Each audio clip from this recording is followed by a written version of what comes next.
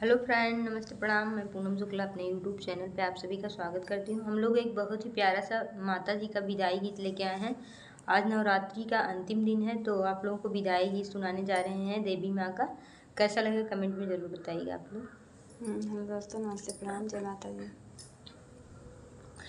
नव दिन रहले मैया हमारे भवनवा हो कि दसैं दिनवाना हो कि दसैं दिनवाना।